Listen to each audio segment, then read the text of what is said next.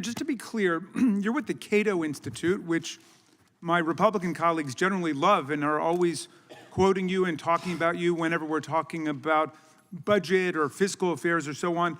They don't like what you're saying about immigration today, and they certainly don't like your message, although I think they were completely stymied and flabbergasted when you said that things had improved marginally under President Biden, but had gone way south under Donald Trump. Explain why immigration policy was such a nightmare in the first Trump administration.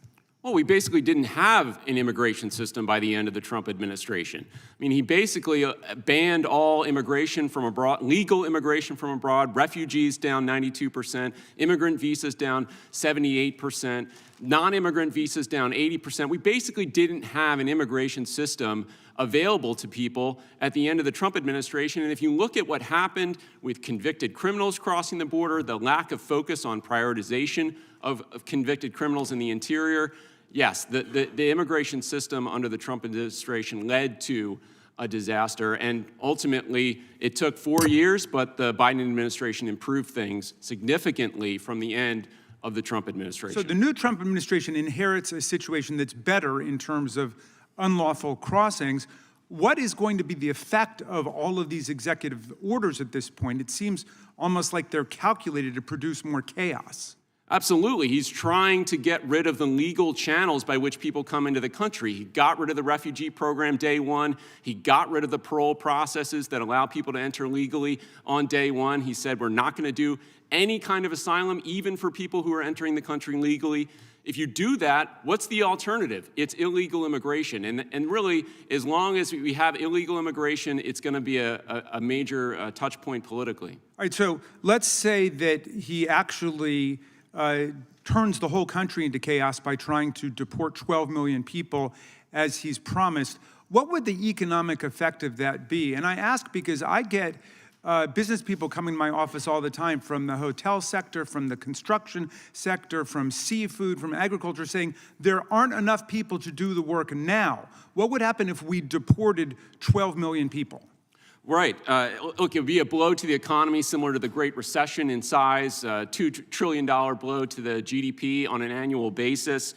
You're talking about a massive blow to the budget. The Congressional Budget Office estimates that deficits will be lower by $1 trillion as a result of the immigrant workers that are working in the United States in these industries. And look, many American workers depend on the workers that we're talking about. In construction, you have 2 million Americans who are working in specialized positions and as managers and supervisors of illegal immigrant workers who are doing the tough manual labor jobs at the low end. So there's a complementarity between the U.S. workforce and the immigrant workforce.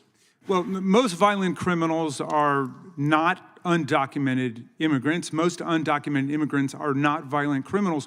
What would it do to our efforts to actually fight real violent crime and gun-based crime in America, the AR-15s, the illegal trafficking in guns, if we diverted federal, state, and local law enforcement just to deporting people who've not committed any crimes at all? Look, we already don't solve 50% of murders in the United States, 75% of sexual assaults go unsolved. If you look at property crime, it's almost like we're not trying.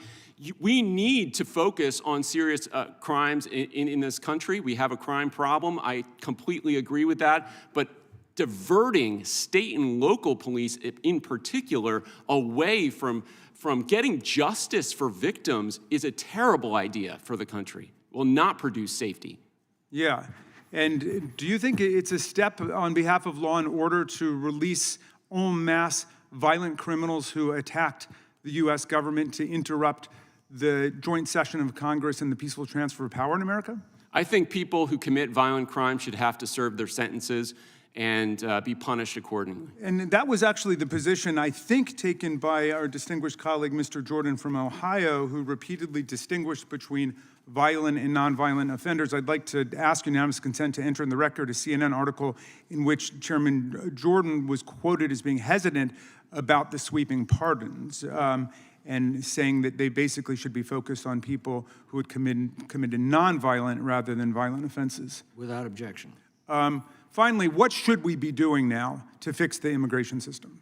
Anyone could design a better legal immigration system than the one that we actually have. We need Congress to sit down and do their job and say, look, if we want people who come, who can support themselves, who can contribute to this country, there's a way to do it.